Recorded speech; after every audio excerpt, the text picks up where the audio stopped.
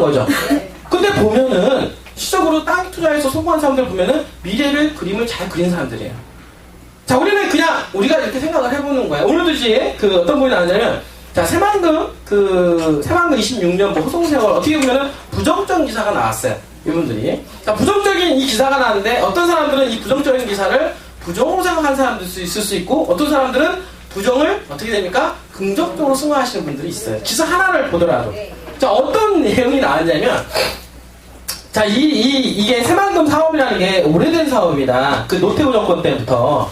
그죠? 네. 노태우 정권부터 해서 항상 보면은 정략적으로 새만금 대통령이 되는 대선 후보자들은 항상 공약을 했어요. 아, 새만금 되기만 하면 어떻게 된다? 아, 새만금을 우리가 이렇게 하겠다. 새만금을 이렇게 하겠다. 대한민국의 먹거리다. 아, 이렇게 해왔다는 거예요, 이분들이. 근데 해오는 과정에 정치적으로 전략적으로 활용만 했지 어떻습니까? 실질적으로 재원을 퍼부어서 새만금을 어떻습니까? 본격적으로 개발시키지 않았다라는 거야, 이 부분들이. 지금까지의 새만금의 모습입니다. 그래서 세월이 지났지만 큰 변화는 없었다, 분들이. 그런데 그때 어떻습니까? 같이 시작한 중국에 보면은 푸둥이라는 도시가 있어요. 푸둥 도시. 그러니까 그 푸둥이라는 도시하고 새만금이라는 도시하고 비교 설명을 한 거예요. 근데 푸둥이라는 이 도시는요, 새만금하고 거의 비슷한 조건인데 어떻게 되냐면 국가에서 전략적으로 밀어준 동네예요. 국가에서 전략적으로 밀어준 동네이다 보니까 어떤 식으로 바뀌었냐면 이 푸둥이라는 도시는 100배 이상 성장을 했다고 합니다. 100배 이상. 그 기사가 나왔어요. 뭐냐면, 자, 100배 성장한 푸둥은 GDP가 어떻게 되냐면 12억 6천에서 1202억만 불. 2억만 불로 지금 성장을 했습니다. 이게 경제 성장률이 어떻습니까? 100배가 성장을 했다는 거죠. 그죠? 그 지금 보면 수출입 통행구를 보더라도 13억 9천만 달러에서 어떻게 되냐면 2,722억. 그러니까 수출액은 어떻게 되냐면 200배 이상. 응? 수출액을 기준으로 하면은 200배 이상 폭발적으로 성장을 한 거예요. 수출액이. 그 푸둥공항, 거기도 항만 있고 공항이 있거든요. 똑같습니다. 새만금하고 이제 비슷한 소지인데, 나라에서 어떻게 하느냐. 이분 전략적으로 이거를 하겠다라고 중국은 했고, 우리나라는 뭐냐면 계속 정치적으로만 활용만 하고 대통령이 되기만 하면 발로 빠져버렸고, 응? 대통령 되기만 하면 언제 되냐는 듯이 발로 빠져버린 거예요, 이 부분들이. 그러다 보니까 계속 이 새만금은 어떻습니까? 계속 꿈만 그렸던 동네예요. 근데 여기서 어떤 관점이 또 있냐면, 누구나 새만금이 여기 푸둥보다도 훨씬 더 나은 도시가 될 거다라고 하는 것은 누구나 다 가지고 있는 얘기입니다. 응? 근데 중요한 건 이거예요. 누구나 어떻게 돼요? 다 이 푸둥보다도 더 큰 도시로 발전할 수 있다라고 다들 생각을 합니다. 여러분들. 여러분들 여기서 여러분들은 기획을 해야 된다는 얘기예요. 아, 안을 짜내야 된다. 야, 그렇다라는 얘기 뭐냐면, 자, 새만금은 푸둥과 같은 도시가 될 수 있다라고 하는 거 여러분들 알아야 됩니다. 기본적으로. 맞죠? 네. 그러나 전략적으로 어떻게 이 새만금을 개발하느냐, 이 부분들이. 국가에서 어떻게 전면적인 나서느냐, 안 나서느냐, 이것 차이지, 만약에 나선다라고 하면은, 어떻게 되냐면, 여기도 마찬가지로 100배 이상의 성장, 발전 가능성이 있다라고 여러분들은, 왜냐면, 이 도시에 대해서 인정을 한다 이거예요. 이거를 새만금을 개발하면 푸둥보다도 훨씬 더 큰 도시로 개발할 수 있다라고 하는 것은 누구나 다 이해를 합니다. 그렇지만은, 자본이 얼마나 들어갔냐, 안 들어갔냐. 그리고 얼마나 빠른 속도로 넣느냐 안 넣느냐 이 차이인데, 지금까지 새만금은 계속 대선에 대한 대통령에 대한 어떤 선거 정치적으로만 이용을 했다, 이분들이. 응? 그렇게 여러분들 이해를 하시면 되는데, 중요한 거는 뭐냐면 이런 거지. 한마디로 말해서, 그러나 새만금을 우리나라가 돈이 많이 들어갔죠, 그죠? 조 단위로 들어갔습니다. 20몇 조 원 들어갔는데 어떻게 냐면, 다 이런 거 저번에도 얘기했죠. 나라에서 재원을 20조 원 이상 퍼부은 동네예요. 따지고 보면. 맞죠? 네. 그러니까 돈을 많이 퍼붓다 보면은 아까워요, 안 아까워요? 그러니까 버릴 수 없는 카드란 얘기예요. 또 이 카드는. 맞아요. 그렇기 때문에 우리가 자녀들한테도 뭐 어떻습니까? 교육 저번에 얘기했죠? 네. 교육을 많이 시키면 많이 시킬수록 뭐가 있냐면, 네. 기대감이 있는 거예요. 맞아요. 보이지 않게 기대감이 있습니다. 네. 근데 본인들이 자식 교육 안 시키면 그냥 알아서 커! 이렇게 하면 기대도 없어요. 근데 그런 자식이 더 잘 되죠. 그분들이 또. 그런데 어떻게 되냐면, 이렇게 기대를 막 어쨌든 교육하고 막 이러면 그만큼 자녀들한테 보이지 않게 바라는 게 있고, 또 보이지 않게 섭섭한 게 있어요. 안 될 거예요, 이 부분들이. 그런 어떤 모양새를 가지고 있는 게 새만금이다. 그래서 재원을 많이 투자해서 개발할 수 있는 여지와 여건들은 옛날보다는 훨씬 더 좋아지고 있다라고 하는 부분도 맞고요. 또 하나, 두 번째는 뭐냐면, 자, 이런 모든 게 있잖아요. 명분 싸움인데요. 명분 싸움인데, 지금 현재 명분을 만들어가고 있다라고 하는 겁니다. 그러니까, 우리가 새만금 대선 때 어떻습니까? 대선 대통령 되고 나서 어떻습니까? 새만금 개발하기로 했죠? 네. 근데 안 했잖아요. 네. 거짓말 했어요? 안 했어요? 했어요. 그죠? 그 다음에 또 이렇게 했어요. 근데 또 안 했어요. 거짓말 했죠? 네. 국민들 조롱하는 거죠? 네. 따지고 보면. 그러니까 이것 자체가 명분이 된다, 안 된다, 이제는? 된다. 이게 명분 쌓기가 돼버리는 거예요. 몇 번에 어떻습니까? 시도를 해봤지만 계속해서 원상복귀를 해봤다. 근데 지금 정치적인 상황이라든지 흐름을 딱 볼 때는 이번 대선은 대통령은 어떻습니까? 이 새만금 카드를 안 꺼낼 수 없는 상황으로 지금 몰아가고 있다라고 하는 거는 여러분들 기사를 통해서 확인이 가능하다는 얘기예요. 이분들이. 근데 결국에는 뭐냐면 한마디로 해서 방구를 여러 번 꼈어요. 그 다음 시작 어떻게 똥 싸야 싸요? 똥 싸면 하나씩 가죠? 네. 결국에는 뭐냐면 몇 번 어떻습니까? 계속 어떤 했는데 액션을 취했지만은 이제 실질적으로 이 개발을 하기 위해서 정치적으로 그리고 어떻습니까? 국가적으로 이 새만금 카드를 꺼낼 수밖에 없는 상황으로 몰아서 가고 있다라고 하는 겁니다. 그래서 제가 여러분들한테 얘기를 하는 게 이 새만금은 아까도 얘기했죠? 어떤 부분? 푸동처럼 100배 이상의 무한한 투자 가치가 있다라고 하는 동네라고 말씀을 드렸잖아요. 네. 그러면 새만금이 만약에 100배 이상 만약에 투자가 된다라고 하면 100배 이상 개발 성장이 된다라고 하면 여러분들 어떨까요? 땅값이 어떻게 될까요? 여러분도 오르는 정도일까요? 제가 보기에는요 100배 이상 성장하면은 지금에 있는 서울보다도 훨씬 더 좋은 동네에 나와요. 왜 그러냐면 전략적으로 왜 그렇게 활용하냐면 자 새만금은 무에서 유를 창출합니다. 없죠? 네. 그러니까 밑그림이 너무 좋은 거예요. 밑그림이. 그러니까 지금에 가지고 있는 모든 전략적으로 우리가 지금 4차 산업 시대 막 얘기하잖아요? 네. 지금 하고 있는 뭐 AI라든지 또는 어떻습니까? 우리가 지금 모든 혁명을 통해서, 과학혁명을 통해서 만들어온 이러한 어떤 자산들과 이런 건축 기법을 통해서 이런 부분들이 어떻습니까? 새로운 미래형 도시를 설계할 수 있는 동네가 어디다? 새만금인 거예요. 이분들이. 왜? 무기 때문에. 이분들이. 그게 가능해졌다는 거예요. 이분들이. 근데 지금 대한민국은요. 지금 뭔가 돌파가 필요합니다. 지금 실제적으로. 지금 어떻습니까? 정치적으로, 국가적으로, 경제적으로 너무 어렵죠? 네. 지금 경제적으로 어려운 거예요. 계속 어렵게 가고 있습니다. 정치적으로도 마찬가지로 경제적으로도 어려워요. 그러면은 우리나라는 대안책이 필요하다는 얘기예요. 예전에는 어떻습니까? 4대강에 발목 잡혀 있었죠? 또 하나는 어떻습니까? 복지정책에 발목 잡혀 있었죠? 꼭 대통령 할 때마다 뭐에 의해서 발목 잡히다 보니까 그쪽으로 재원이 많이 들어갔어요. 맞죠? 네. 그러나 이제는 틀리다. 이제는. 지금은 뭐가 중요하냐면 경제가 중요하다는 거예요. 경제가 왜? 지금 더 이상 잘못하면 여기서 어떻습니까? 여기서 다시 돌리지 않으면은 이 경제의 침체 기간 더욱더 길어질 수가 있어요. 지금은 무언가가 경제를 살릴 수 있는 무언가가 자극제가 필요하다는 거죠. 그럼 이 자극제를 어디로 활용한다? 당연히 새만금으로 활용할 수 있는 그런 기회를 우리나라에서 잡으려고 하는 겁니다. 이분들이. 그래서 어떻게 하냐면 지금 이런 모든 세계가 어떻게 하냐면 하나로 막 묶어져 가고 있잖아요. 그래서 이 아시아도 뭐라고 합니까? 원아시아다 이런 얘기 하죠. 지금 유럽은 유럽대로 묶어가고 있고 아시아는 아시아대로 묶어가고 서양은 서양대로 이렇게 묶어 나가고 있잖아요. 뭐 때로는 뭐 미국이 지금 보호무역주의다 막 이렇게 좀 약간 반세계화적으로 좀 가고 있긴 하지만 전체적인 시대의 흐름은 어떻게 가고 있냐면 세계화로 가고 있다는 거예요. 세계화로 가고 있고 또 아시아도 보니까 옛날 국제적으로 우리나라 대한민국만 이렇게 고립돼서 이렇게 가는 게 아니라 아시아를 통으로 보고 있다는 얘기잖아요. 우리나라, 중국, 일본, 어떻습니까? 동남아시아 이렇게 해가지고 아시아권을 하나로 묶어서 경제 공동체가 만들어지게 됩니다. 경제 공동체. 그러니까 각 나라별로 주권은 있지만 이 경제의 단위는 어떻습니까? 하나로 간다는 얘기예요. 하나로.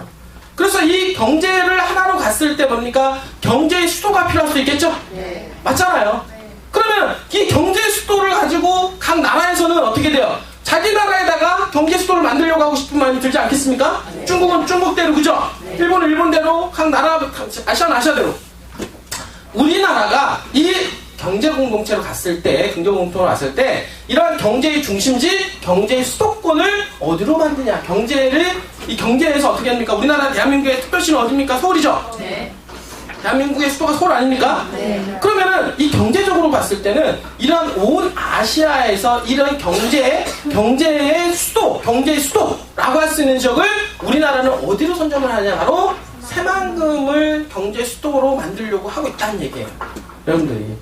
이 아시아권 경제 수도, 지금 현재. 그러니까 이 아시아권 경제 수도를 지금 전향하고 있기 때문에 결국엔 빨리 가는 게 결국 중요하지 않다. 여기를 새만금을 어떻게 그림을 그리고 청사진을 만들어 가느냐가 더 중요한 거예요. 이분들이. 그러니까 너무 빨리 가는 것도 좋지는 않지만 어떻게 이거를 빨리 개발을 해서 어떤 식으로 해서 미래를 설계할 수 있느냐, 그리고 이 아시아를 이끌어갈 수 있는 대표적인 도시가 될 수 있느냐, 이거를 설계를 해야 된다는 거죠. 이분들이 더뎠지만 오히려 더딘 게 빠르다고요. 이분들이. 왜냐면 더디 가기 때문에 오히려 나중에 더 많은 것을 개발할 수 있고 더 많은 것을 혜택을 볼 수가 또 있는 거예요. 이분들이. 그걸 우리가 새만금에서 새로운 역사가 씌워질 거라는 것은 제가 자신한다는 얘기죠. 지금 현재 대통령 지금 현재 오늘 얘기하죠. 탄핵은 오늘 얘기하고 다음 조건이 이제 좀 있으면 이제 좀 조만간 들어설 텐데 대선 주자들이 하는 말이 다 똑같아요 지금. 그러니까 여당이나 야당이나 새만금 카드를 또 꺼내고 있습니다. 근데 꺼내고 있지만 이번 카드는 옛날하고는 좀 틀리다는 얘기예요. 뭔지 알겠어요? 네. 지금 카드는 꺼내고 있는데 이거는 옛날처럼 그냥 대선 공약사항으로 가는 게 아니라 실천 상향으로 만들어가는 공약사항이 될 수 있는 가능성이 상당히 높다. 지금 현재. 그러기 때문에 야 돈이라고 하는 것은 돈 냄새 있잖아요. 네. 이 돈이라고 하는 게 이게 엄청나게 이게 상당히 빠릅니다. 냄새를 가장 맡는 게 돈이거든요. 여러분들 뭔지 알겠어요? 그 지금 제가 왜 이런 거 보냐면 이런 정치적인 상황, 경제적인 상황 이런 것도 있지만은 새만금이 지금 왜 빨리 움직일 수밖에 없는 거는 어디서 볼 수 있냐면 땅값의 흐름을 볼 수가 있어요. 땅값이 막 움직인다? 그럼 이게 뭐가 움직였기 때문인가? 돈이 움직였기 때문에 그렇죠. 그러니까 이 돈이 냄새를 맡은 거예요. 어떤 냄새? 돈 냄새 맡은 거예요. 돈이 돈 냄새 맡은 거야.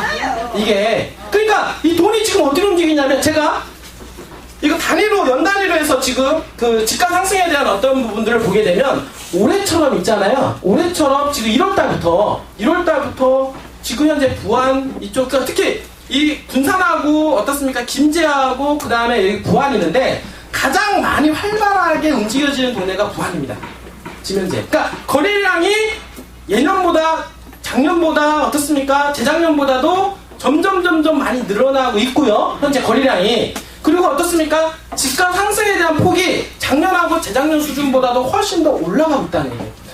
그러니까 올라가는 속도가 옛날에는 100만 원에서 10만 원 올라갔다. 재작년에. 그럼 작년에 어떻습니까? 100만 원짜리가 20% 상승률이 있고 올해 들어서는 50% 상승률이 있어요. 그러니까 뭐냐면 지금 가파르게 올라가고 있다는 얘기예요. 제가 얘기했죠? 새만금은 지금 어떤 상황으로 가고 있다? 비행기가 이륙단계에 있다라고 얘기해요. 자, 많은 사람들이 투자하는 데 있어서 어떤 사람들은 3년, 5년 투자합니다. 어떤 사람들은 새만금을 바라보면서 10년 전에 투자하신 분도 있고 5년 전에 투자하신 분도 있고 3년 전에 투자하신 분도 있고 1년 전에 투자하신 분도 있죠? 네. 그러나 기회비용이라는 게 있어요. 어떤 사람은 3년 투자했지만 땅값이 안 올라간 사람이 있습니다. 왜? 안 올라갈 수도 있어요. 왜? 왜냐면 아직도 이륙하지 않았기 때문에. 이륙하지 않은 상태에서 어떤 이륙을 위해서 달려오는 거 맞죠? 네. 그렇지만은 집가 상승으로는 크게 반영이 되지 않았기 때문에 어떻습니까? 3년, 5년 동안 가격이 올라가지 않을 수도 있습니다. 그 사람들 하는 말 있죠? 새만금은 안 돼라고 얘기하겠죠. 왜? 본인들이 그런 경험을 했으니까. 그러나 이제 그 단계에 넘어서 지금은 이륙 단계에 접어들었기 때문에 같은 3년을 투자하고 같은 5년을 투자하더라도 옛날하고는 완전히 상황이 틀려진다, 안 틀려진다? 완전히 틀려졌다는 얘기예요. 자, 여러분한테 이런 사인을 계속 드리잖아요. 네. 이거 계속 사인 드린다, 여러분들이. 그러면 이렇게 비행기가 이륙하는 시점에서 우리가 비교를 설명하는데 제주도라든지 기타 다른 지역에 집가 상승을 막 견인하는 지역들 있잖아요. 네. 어떤 개발에 의해서 땅값이 올라가는 지역들을 보게 되면 어떤 놈들이 먼저 치고 올라가냐면 주거지 상업 지역이에요, 무조건. 그러니까 어느 지역에 개발 압력이 팍 들어가 버리면은 어떤 땅값도 문제냐면 농림 지역이 먼저 올라갑니까? 아니요. 자연환경 보전 지역이 먼저 올라갑니까? 아니요. 아니라고 하는 거예요. 뭐냐면 찍어놓은 주거지 상업 지역이 먼저 튕겨 올라갑니다. 왜 그러냐면 자, 지금 시골에 가보면 주거지로 찍어놓은 땅도 있고 그냥 농림 지역 찍어놓은 땅도 있고 그냥 이렇게 있죠. 네. 근데 가보면은요 주거지 지역 찍어놓은 놈이나 상업적 찍어놓은 놈이나 어떻게 되냐면 같이 전으로 쓰고 있어요. 맞아요. 논으로 쓰고 있다는 얘기. 그냥 보기에는 그냥 농사짓는 땅이에요. 맞죠? 네. 그냥 액면가로 보면은 차이가 없죠. 네. 그쵸? 네. 왜? 근데 개발이 안 됐을 때는 큰 의미가 없다는 얘기예요. 개발이 안 됐을 때는 사업지역에서도 그냥 논농사 짓고 농림지역에서도 논농사 지으니까 그때는 어떤 게 문제냐면 이 단위 면적당 쌀 생산량에 따라서 가격이 책정이 되십니다. 어떤 놈이 많이 생산이 되느냐. 맞죠? 네. 그러면 어떻습니까? 여기서 만약에 갑자기 개발압력이 팍 들어갔어요. 도로도 뚫리고 거기 모두 들어가고 막 이렇게 한다라고 하면은 어떤 게 움직이냐면 자 용도를 찍어놓은 자 상업적은 상업적대로 주거지역은 주거지역대로 있죠? 자 여러분들은 본연의 가치가 있다는 얘기예요. 네. 자 상업지역은 본연의 가치 건폐율과 용적률을 통해서 어떻습니까? 상업시설이 들어갈 수 있는 땅이잖아요. 네. 그 다음에 주거지역 같은 경우는 어떻습니까? 논농사를 짓고 밭농사를 짓는 게 아니라 농사의 목적이 아니잖아 이게. 네. 그럼 이런 땅들은 어떻게 되냐면 본연의 목적대로 이종일반적 아파트 짓고 그 다음에 4층에 상가주택 짓고 이렇게 본연의 가치대로 찾아가기 때문에 논농사를 짓던 땅이 갑자기 건물 짓는 땅으로 바뀌어버리는 가능성이 높아지다 보니까 그 기대 심리로 땅값이 올라간다 안 올라간다? 올라가는 거예요. 이게 바로 땅값이 올라가는 부분입니다. 그래서 개발 압력이 들어가는 지역에 개발 압력이 들어가면 들어갈수록 결국에 개발 압력은 뭐냐? 팩트라는 건데 그 팩트는 뭐냐? 전철 역세권이 들어간다거나 새로운 시설 도로가 뚫린다거나 그 주변에 항만이 들어간다거나 공항이 들어간다거나 그 주변에 대기업이 들어간다거나 이런 게 하나의 다 팩트 아닙니까? 그렇죠? 네. 그런 팩트가 들어가게 되면 아무래도 주변에 건축붐이 일어날 수 있는 가능성이 높아진단 말이에요. 그러니까 건축붐이 늘어난다고 했을 때 어떤 땅부터 건물이 지어지냐? 바로 주거지역, 상업지역 위주로 해서 건물이 지어지기 때문에 농림지역은 그냥 개발이 들어가도 그냥 농사의 목적으로 쓰게 되는 겁니다. 맞죠? 네. 그러니까 농림지역 같은 경우는 큰 가격 상승폭이 없어요. 아무리 개발 압력이 들어간다 하더라도 같은 땅이라 하더라도 이런 차이가 있다는 얘기예요. 그래서 어떤 땅을 공략을 해야 되냐면 주거지역, 상업지역 공략을 해야 되는 겁니다. 제가 일례로 보더라도 제주도 같은 경우도 그렇고요. 제주도 같은 경우 집값 상승만 폭이 올라갈 때도 어떤 땅이 다른 박지였냐면 주거지역, 상업지역입니다. 그 땅이 올라갔지 다른 땅이 올라간 거 아니에요. 여러분들. 다른 땅은 그래도 아직도 농사짓는 땅이고 아직도 자연환경을 보존시켜야 되는 땅이고 그렇습니다. 아무리 개발이 된다 하더라도. 하지만 주거상업지역은 이제는 제 본연의 가치. 상가주택도 짓고 그다음에 아파트도 짓고 그다음에 상가건물 빌딩도 지어지는 땅으로 갑자기 탈바꿈이 되다 보니까 어떻게 되냐면 땅값이 폭등을 하게 되는 거예요. 그러다 보니까 제주도에서 땅값이 100배 올라갔다는 지역을 보니까 바로 그 주거지역에서 터졌다는 얘기예요. 왜? 예전에는 개발 압력이 없을 때는 있잖아요. 그냥 논바닥이었었어요. 그냥 논바닥 5만원짜리 땅. 아무도 들어보지도 않았던 땅이에요, 그 땅이. 근데 갑자기 개발 압력이 들어오니까 해안가 쪽으로 해서 바람이 불면서 어떻게 돼요? 건물 짓는 거 바람 부는 거예요. 그러니까 어떻게 되냐? 3만원짜리, 5만원짜리 땅이 어떻게 되냐? 500만원, 1000만원이 된 거예요. 그게. 갑작스럽게 쓸모없는 땅에서 어떻게 바뀌었습니까? 쓸모 있는 땅으로 완전히 천지개벽이 벌어진 거죠. 이분들이. 그러면서 땅값이 100배, 200배 올라가는 거예요. 여러분들이 만약에 1억만 가지고 있었더라면 100배 올라갔어요, 만약에. 얼마입니까? 100억이죠? 여러분들. 그게 땅에서만 가능하다는 얘기예요. 땅에서만. 건물에서 가능하지 않고요. 땅에서만 가능하기 때문에 여러분들이 우리가 땅을 하고 하잖아요. 그러니까 우리가 땅을 할 때는 아무 데나 하는 게 아니라 개발 요소가 있는 팩트 있는 곳에다 한단 말이에요. 중요한 거는. 그죠? 그러니까 팩트 있는 곳에서 땅에다 묻어두면 그런 일이 일어날 가능성이 상당히 높다라고 하는 거예요. 예를 들어서 자 도로가 뚫린 지역에 신설도로 주변에다가 주거지역에다 땅을 가지고 있어요. 맞죠? 네. 가지고 있으면은 아무래도 도로가 뚫리면 접근성이 좋아지다 보니까 누군가가 주변에다가 건축행위가 일어날 가능성이 높죠? 네. 그러면서 땅값이 올라가겠죠. 그렇죠? 그 다음에 주거지역 가지고 있는데 앞으로 전철이 뚫려요? 그 역세권 주변하고 가깝습니다. 그 전철이 만약에 뚫리면 인구 이동량이 많이 늘어나겠죠? 당연히 아파트 건설업자들이라든지 이런 사람들이 아파트를 지으려고 막 들뜨려고 하겠죠? 네. 그러면 내 땅이 그 안에 들어갈 수 있는 거고 민간업자들에서 팔릴 수도 있는 겁니다. 네. 아니면 그렇게 택지 개발되고 있는 바로 지역 옆에 있는 땅이 될 수 있는 거예요. 자 생각해보세요. 완전히 논바닥 땅이었을 때는 평당 5만원이었어요. 예를 들어서. 그죠? 네. 5만원이었는데 문제는 뭐냐면 거기 신도시가 막 들어가서 내 땅이 있는데 내 땅 옆에 바로 이마트가 들어와 있어요. 그냥 지금 현재로 전으로 쓰고 있긴 한데 내 땅 옆에 이마트 들어가 있고 내 땅 앞에 뭐 백화점이 들어가 있다고 생각해 봅시다. 그러면은 그 땅이 3만원, 5만원을 있겠냐 이거예요. 아니라는 거예요. 그거는 이미 어떻습니까? 200만원, 300만원 올라가 있는 거예요. 여러분들이. 그 뭐냐면 아까도 얘기했잖아요. 전철이 하나 들어가면 어떻게 되냐? 그럴 가능성이 높다는 얘기예요. 도시가 개발되면서 내 땅이 그런 위치에 있을 수 있는 가능성이 높기 때문에 땅값이 올라갈 수 있는 가능성이 상당히 있다라고 보는 겁니다. 여러분들이.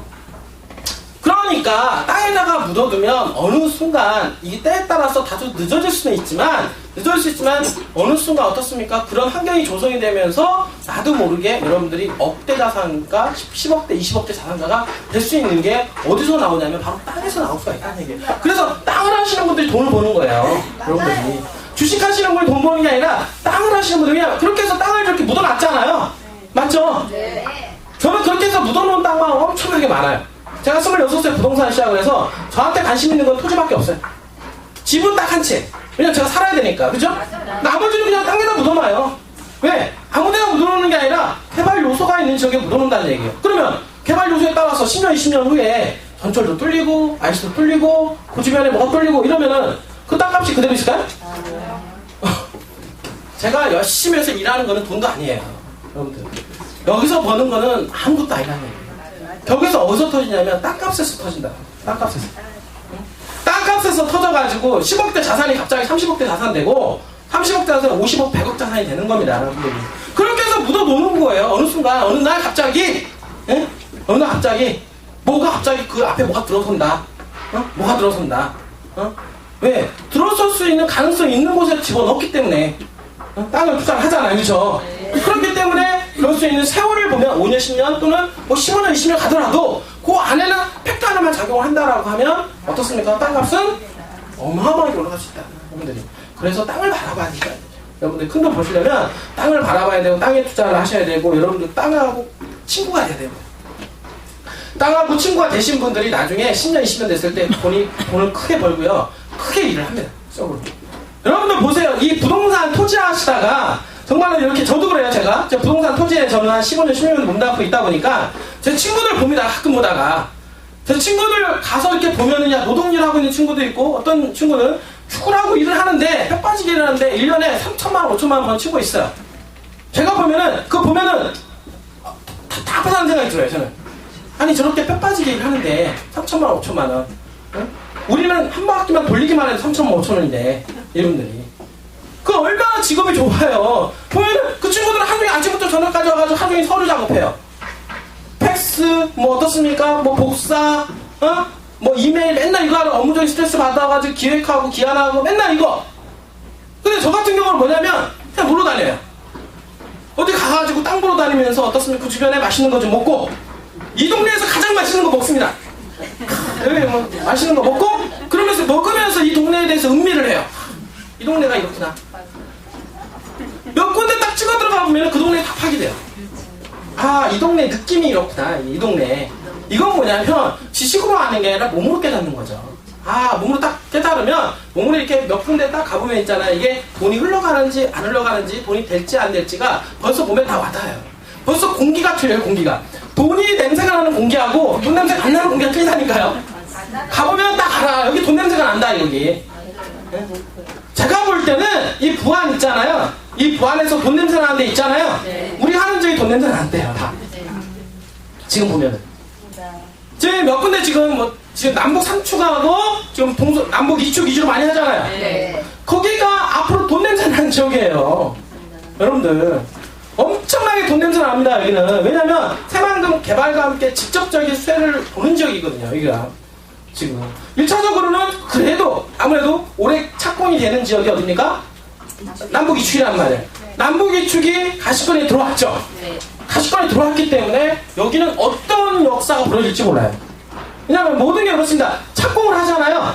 모든 게 그래요. 땅값은 어떤 식으로 바뀌냐면 모든 게 이게 착공을 할 때 뭐냐면 완공하는 시점에서 건물을 맞춰 짓습니다.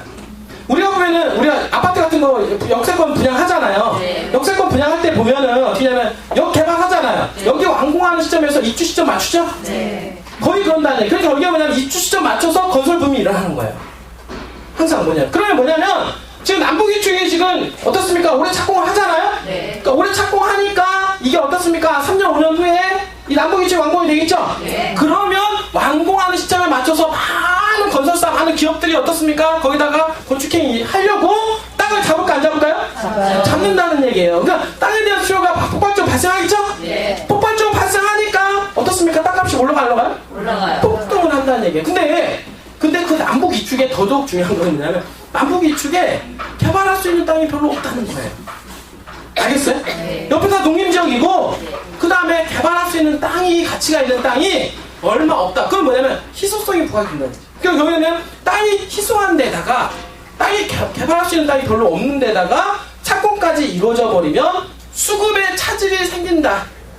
그러니까 뭐냐면 땅은 안 나오는데 어떻습니까? 땅을 찾는 사람들은 폭발적으로 늘어나는 거예요. 그런 현상이 어떻게 벌어지냐? 어떤 식으로 보니까 수급 차질이 생기고 수요와 공급이 깨져버리면 어떻게 됩니까? 땅값이 어떤 현상이냐면 10만 원 하던 게 100만 원 되고 100만 원 하던 게 300만 원 됩니다. 그게 바로 어느 날 자고 일어나니까 땅값이 10배 올라갔다는 말이 그래서 나오는 거예요. 어느 날 갑자기 수급이 깨져버려가지고 여러분들이 그런 것을 목격할 수 있는 지역이 어디냐면 바로 남북 이축 라인.